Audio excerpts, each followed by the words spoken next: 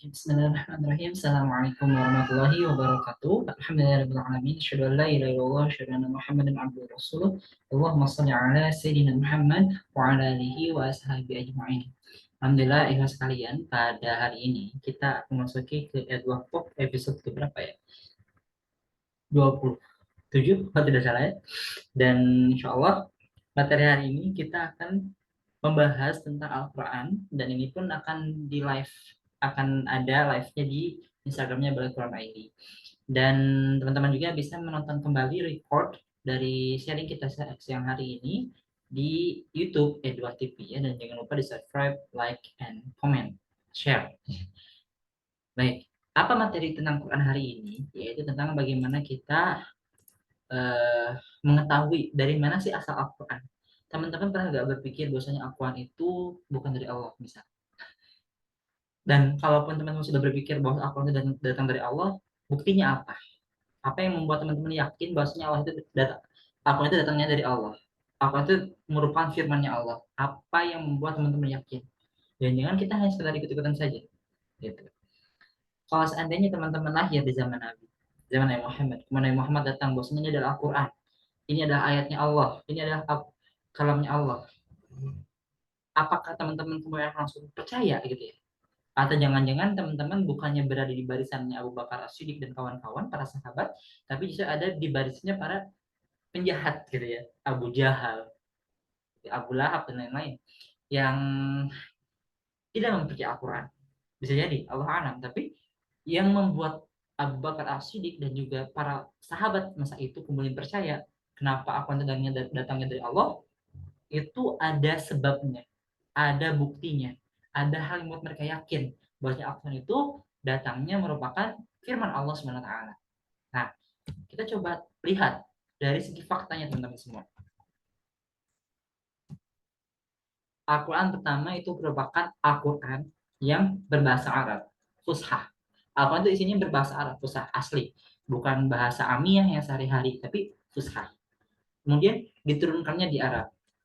Kemudian juga dibawa, pertama kali itu dibawa, diucapkan pertama kali oleh manusia bernama Muhammad.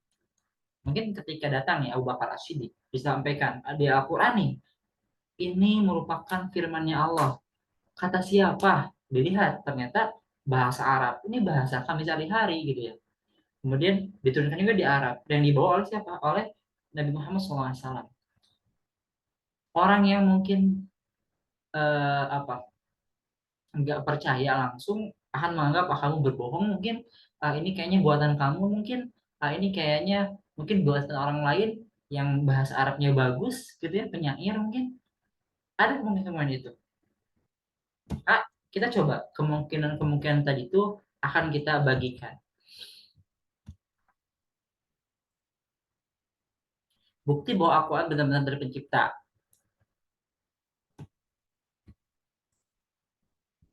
Kita lihat dari fakta Al-Quran. Apa yang pasti dari Al-Quran? Al-Quran pasti kita berbahasa Arab. Maka ada tiga kemungkinan. Apakah Al-Quran itu datangnya dari Allah, sebagaimana disampaikan Nabi Muhammad, atau jangan-jangan Al-Quran itu karangan Muhammad sendiri, gitu ya. Kalaupun seandainya bukan karangan Nabi Muhammad, karena Nabi Muhammad itu dikenal sebagai orang yang apa, nggak bisa baca tulis, gitu ya. Maka mungkin ini adalah karangan orang Arab lain, bangsa Arab lain, gitu ya, mungkin penyair lain-lain. Nah, ini tiga kemungkinan yang ada ketika Al-Quran dihadirkan di depan kita gitu. Bisa jadi Al-Quran itu datangnya dari Allah betul, atau jangan-jangan karangan Nabi Muhammad sendiri, atau karangan bangsa Arab, siapapun orang Arab. Yang mana yang betul? Coba kita gali satu persatu dari yang paling kiri ya, karangan bangsa Arab. Apakah mungkin? Ternyata teman-teman semua, Al-Quran itu menantang orang Arab sendiri untuk membuat hal yang semisalnya. Dalam surat Hud ayat 13, surat Yunus ayat 38, termasuk surat Al-Baqarah ayat 23 kalau tidak salah. Yang mana artinya wa il kutum,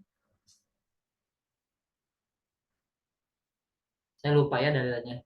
Eh, Pokoknya di situ Allah itu menyatakan bahwasanya Al-Quran itu tidak ada yang bisa menyamai. Kalau emang kalian menganggap bisa, coba tunjukkan satu ayat yang semisalnya. Mimithli. Saya lupa ya dalam bahasa Arabnya. Yang mana aku sendiri menantang gitu. Menantang bahwasanya buktikan bahwasanya akuan ini bisa ada yang menyaingi. Menantang. Dan faktanya tidak ada yang bisa menyanggupi bang. Bahkan para penyair pun ketika melihat bahasa dalam akuan mereka begitu tertakjub-takjub gitu ya. Akuan itu datang dengan syair yang lebih indah, yang hebat. Bahkan di dalam itu begitu banyak makna yang tersirat gitu. Bahkan sekelas Musailamah Al-Kadzab yang dia adalah seorang penyair, kemudian dia mengaku nabi, bahkan orang-orang banyak yang mengikutinya, ketika dibandingkan apa yang dia akui sebagai wahyu gitu ya, dia akui sebagai bahwasanya adalah firman Allah gitu ya, ternyata begitu tak berisi dibandingkan apa yang disampaikan oleh Al-Quran yang asli gitu ya, oleh firman Allah yang asli. Musailamah Al-Kadzab pernah kemudian menyaingi surat Al-Fil dengan membuat surat katak. Al-Fil gajah, ini katak. Alfil ini begitu banyak begitu mendalam tafsir yang disampaikan, begitu luas tadabbur yang kalau kita gali, yang mana itu berangkat dari peristiwa pasukan bergajahnya Abrohah ingin menghancurkan Ka'bah. Tapi makna hikmah di balik itu begitu dalam. Tapi ketika Musailamah Al-Kadzab yang banyak orang mengakuinya sebagai nabi pada masa itu, dia membuat sebuah surat tentang katak yang tak begitu berisi, biasa saja, hanya bermain rima, hanya bermain kata-kata saja gitu, seolah puitis dan bermakna padahal sangat kosong makna gitu ya. Dan ini bukti bahwasanya tidak ada yang mampu, bangsa Arab manapun yang mampu menyaingi daripada isi Al-Quran, firmannya Allah Subhanahu Wa Taala. Maka pemahaman bahwasanya Al-Quran itu adalah karangan bangsa Arab itu tertolak atau batil, tidak mungkin gitu ya. Bahkan Al-Quran sendiri yang menantang dan tidak ada yang mampu memenuhi tantangan itu. Nah, ditambah teman-teman semua, kalau kita lihat, kalau seandainya Al-Quran itu datang dari bangsa Arab, ternyata isi Al-Quran itu bertentangan dengan budaya Arab. Banyak budaya Arab yang itu ditentang dalam Al-Quran. Contohnya apa? Pada saat orang Arab menyembah patung dan tuhan-tuhan yang banyak, Al-Quran menentang penyembah patung dan tuhan-tuhan yang banyak. Atau politeisme gitu ya. Menentang. Artinya apa? Kalau itu datang dari bangsa Arab, harusnya isinya itu adalah mendukung apa yang menjadi tradisi orang Arab. Tapi faktanya justru malah menentang dengan budaya Arab yang ada pada masa itu.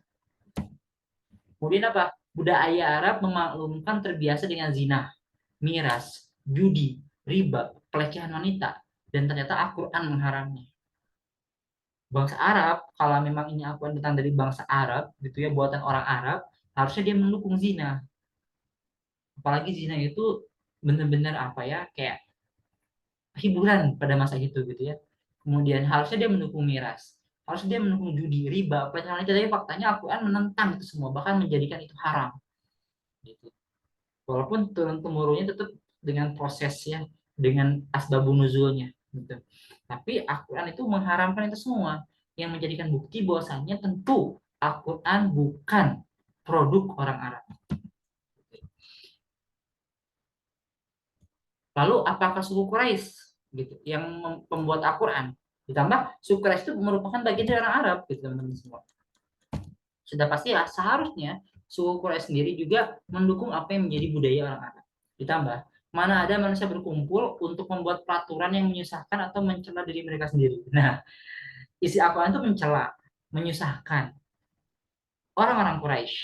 Di mana orang Quraisy Masya itu penyembah berhala, pendukung budaya-budaya Arab tadi, mabok, zina, okay? Melecehkan wanita dan lain-lain.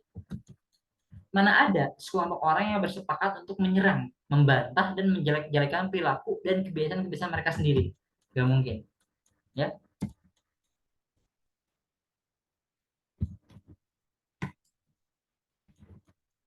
Dan bahkan dalam Al-Quran sendiri disebutkan bahwasanya suku Quraisy musuh musuh pertama dan utama Al-Quran. Suku Quraisy yang menentang Al-Quran. Al-Quran berbahasa Quraisy asli. Orang-orang Quraisy penentang pertama Al-Quran dan penyiksa para pengemban Al-Quran. Mereka adalah orang pertama. Kenapa? Karena Nabi Muhammad lahir di sekitar suku Quraisy. Walaupun Nabi Muhammad dari Bani Hashim, tapi itu merupakan bagian daripada suku Quraisy. Karena Nabi Muhammad datang dari sana, menyampaikan Al-Quran datang dari sana pertama kali, otomatis suku Quraisy itu sendiri yang menjadi musuh pertama dan utama Al-Quran, yang menjadi penentang pertama Al-Quran dan penyiksa para pengemban Al-Quran awal. Bilal bin Rabah, kemudian Amr bin As, kemudian banyak gitu ya para sahabat pengemban Al-Quran pertama awal mereka disiksa gitu ya, dibunuh bahkan oleh orang-orang Quraisy. Dalam surat Hud ayat 13 tadi disebutkan, Al-Quran itu menantang untuk mendatangkan 10 surat yang menyainginya. Am yaqulu naftarah kul fa'tu bi asri suratim suwarim mislih muftarayatin wad'u man istata'tum min dunillahi in kuntum shadiqin. Bahkan mereka mengatakan Muhammadlah membuat-buat Al-Quran itu. Maka katakanlah, kalau demikian, maka datangkanlah 10 surat-surat yang dibuat-buat yang menyamainya. Dan panggillah orang-orang yang kamu sanggup memanggilnya selain Allah. Ya kamu memang orang-orang yang benar. Ditantang. Ya, Pak tuh bisuratim mithlih.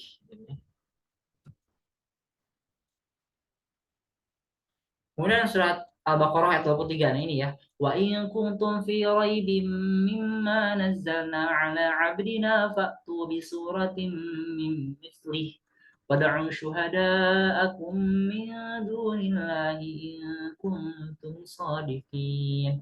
Dan jika kamu tetap dalam keraguan tentang Al-Qur'an yang kami wahyukan kepada hamba kami Muhammad, maka buatlah satu surat saja yang semisal Al-Quran itu. Dan ajaklah penolong-penolongmu selain Allah jika kamu orang-orang yang benar. Ditantang. Buat satu saja surat. Tadi 10 surat, sekarang satu aja surat yang semisal Al-Quran. Ditantang oleh Al-Quran sendiri. Dan tidak ada orang Arab satupun yang sanggup memenuhi tentang Al-Quran.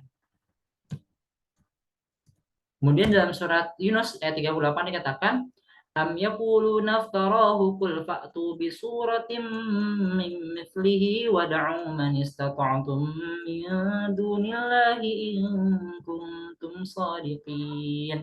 Ini kurang lebih sama ya. Kalau bedanya tadi mas suwarim, ini mas suratim, sebuah surat aja. Dalam surat Al-Asr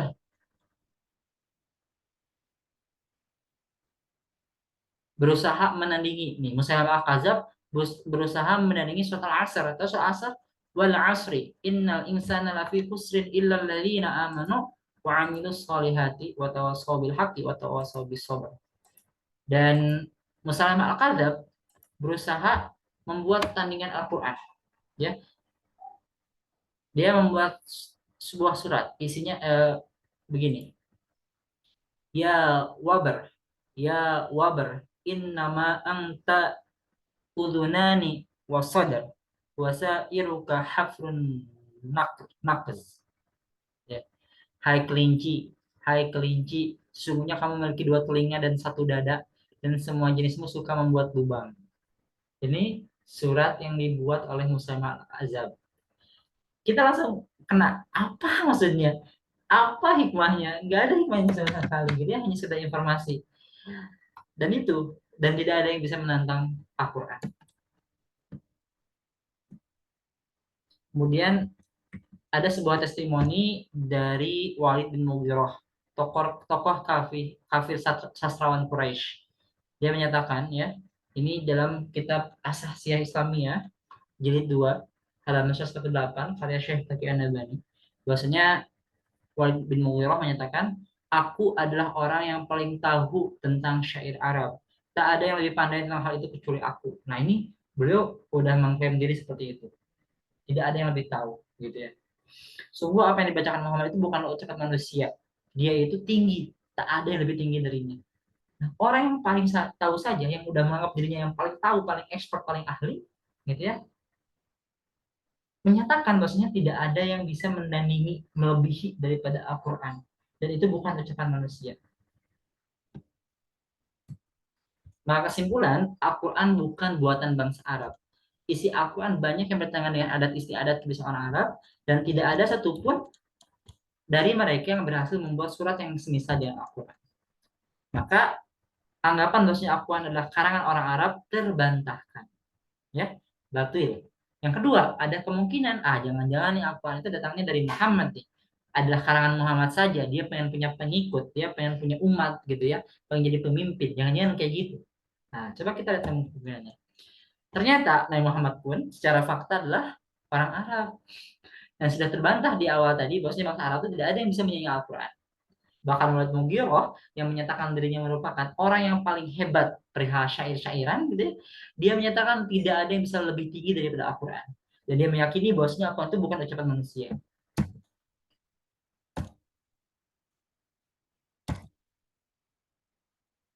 Bahkan kalau kita lihat teman-teman semua, perkataan Nabi Muhammad ya daripada hadis-hadis mutawatir, apa yang disampaikan secara diksi itu sangat berbeda dengan daripada Al-Quran. Sangat berbeda. Al-Quran itu memiliki kekhasan dalam dalam segi bahasa. Adapun Nabi Muhammad dalam hadis-hadis bahasanya itu berbeda diksinya dengan Al-Quran. Jadi jelas bukan Nabi Muhammad. Kemudian ada yang mengatakan bahwasanya Nabi Muhammad itu mengikuti orang Yahudi yang bernama Jabir gitu ya, syair-syairnya. Dan ini jelas terbantahkan juga, dijelaskan dalam surah An-Nahl ayat 103. Kemudian yang terkenal juga bahwa Nabi Muhammad adalah siapa? Umi. Umi itu tidak bisa baca dan tulis. Mana mungkin orang yang tidak bisa baca tulis kemudian membuat Al-Quran yang isinya begitu hebat gitu ya. Syair-syair, kalimat-kalimat yang hebat, menancap penuh hikmah. Sedangkan ini adalah orang yang umi, tidak bisa baca tulis. Maka jelas pandangan bahwasanya Al-Quran itu merupakan karangan Nabi Muhammad itu jelas batil ya. Sebagaimana firman Allah dalam surat An-Nahl ayat 103, "Walaqad na'lamu annahum yaquluna innama yu'allimuhu basharul lisanul ladzi yulhiduna ilaihi a'jami wa hada lisanun arabiyyun mubin." Dan sesungguhnya kami mengetahui bahwa mereka berkata, sesungguhnya Al-Quran itu diajarkan oleh seorang manusia kepadanya Muhammad. Padahal bahasa orang yang mereka tuduhkan bahwa Muhammad belajar kepadanya bahasa Ajam, sedang Al-Quran adalah dalam bahasa Arab yang terang. Ya, ini tuduhan. Kemudian apa juga bukan buatan Muhammad, jelas Muhammad seorang yang buta huruf. Gaya bahasa hadis berbeda dengan gaya bahasa Al-Quran. Banyak informasi di dalam Al-Quran yang tak pernah terjadi di hadapan Muhammad, tapi terbukti kebenarannya. Bahkan banyak yang terbukti kebenarannya itu di zaman sekarang, jauh sebelum setelah Nabi Muhammad wafat gitu ya. Tentang Muhammad Al-Fatih itu bukan Al-Quran ya. Misal tentang apa? Tentang dua lautan yang tidak saling bersatu gitu ya. Beda masa jenis tidak saling bertemu tapi tidak saling bersatu. Tentang api di dalam lautan itu banyak. Bahkan peneliti-peneliti yang menggali hal tersebut bahkan masuk Islam gitu ya. Mengakui bahwasanya ternyata Al-Quran itu benar-benar benar. Jauh-jauh hari sebelum ini diteliti, ditemukan faktanya, Al-Quran sudah menyebutkannya. Masya Allah. Muhammad seorang buta huruf. Muhammad adalah seorang yang buta huruf hingga akhir hayatnya. Buta huruf bukan berarti bodoh. Rumitnya huruf Arab dan minimnya media tulis waktu itu membuat buta huruf adalah hal biasa. Jadi orang-orang buta huruf itu waktu itu memang udah biasa gitu ya, bukan berarti bodoh. Tapi mereka hebat dalam perkara lain, bidang-bidang lain gitu ya. Perkara buru-buru, perkara mengembala, perkara berdagang, mereka hebat gitu. Adalah hal yang lumrah bila seorang menjadi buta huruf Arab pada waktu itu. Yang tidak lumrah adalah seorang buta huruf bisa membuat untaian kata yang hebat dan sebanyak Al-Quran. Gaya bahasa hadis dengan Al-Quran itu berbeda ya. Yang keluar dari lisan Muhammad bukan cuma Al-Quran tapi juga hadis. Nah, antara hadis dan Al-Quran itu beda gaya bahasa dan ungkapan-ungkapannya. Hadis itu lugas dan biasa, sedangkan Al-Quran adalah indah dan dahsyat. Dan antara hadis dan Al-Quran konsisten dalam gayanya masing-masing. Sampai-sampai tidak ada kemiripan sama sekali dalam gaya bahasa antara ayat-ayat awal dengan hadis akhir-akhir masa hidup Muhammad SAW atau sebaliknya. Mana mungkin seorang manusia bisa konsisten berbicara dengan dua gaya bahasa. Ya, itu mustahil kalau Nabi Muhammad adalah yang mengarang Al-Quran. Kemudian bicara soal informasi-informasi yang ada dalam Al-Quran yang juga disampaikan Muhammad.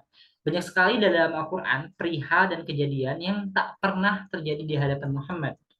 Ayat-ayat tentang sejarah umat masa lalu, juga kejadian masa yang akan datang.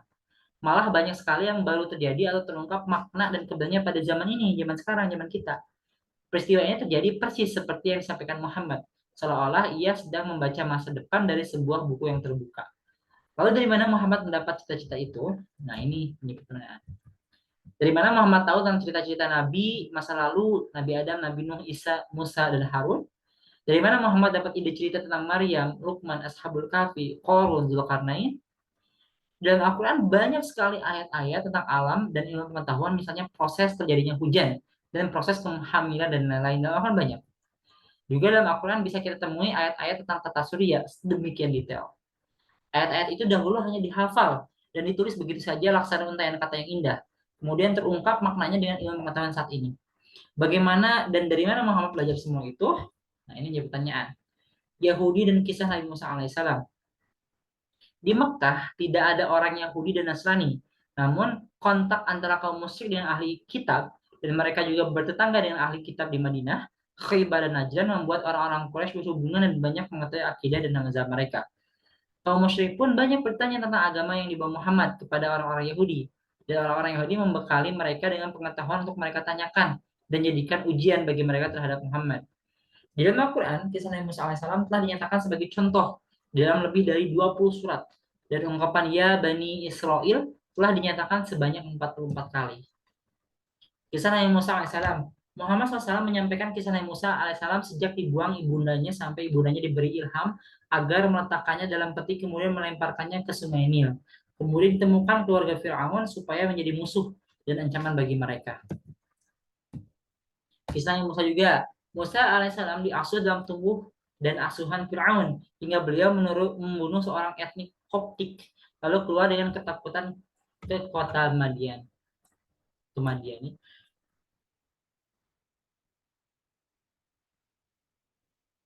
Kehidupannya bersama Nabi Shu'aib alaihissalam dan kisahnya mempersunting anak perempuan Nabi Shu'aib alaihissalam. Ini dalam surat Al-Kahfi ya. Musa alaihissalam bekerja pada Nabi Shu'aib selama 10 tahun dan kembali ke Mesir.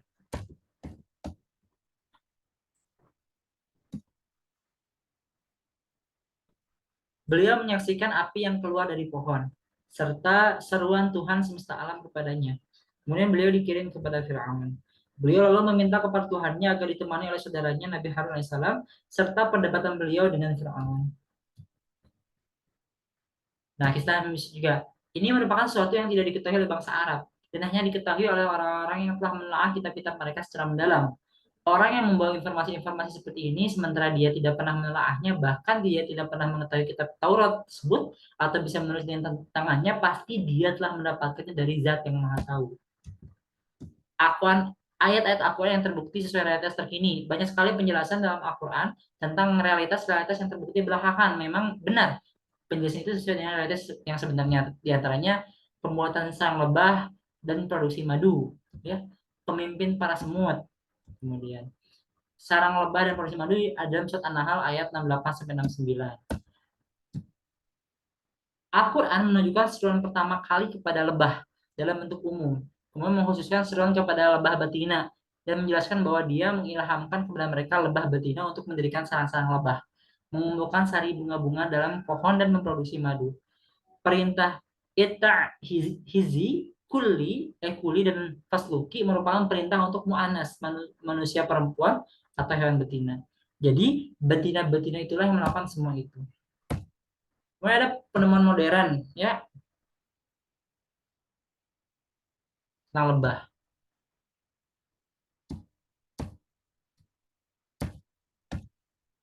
Tentang keajaiban sarang lebah. Ya, ini saya skip aja karena cukup banyak bahasannya. Ini juga tentang pemimpin para semut dalam An-Naml ayat 18. Hingga apabila mereka sampai di lembah semut, berkatalah seekor semut, hai semut-semut, masuklah ke dalam sarang-sarangmu, agar kamu tidak diinjak oleh Sulaiman dan tentaranya, sedangkan mereka tidak menyadari. Ini tentang semut ya, banyak.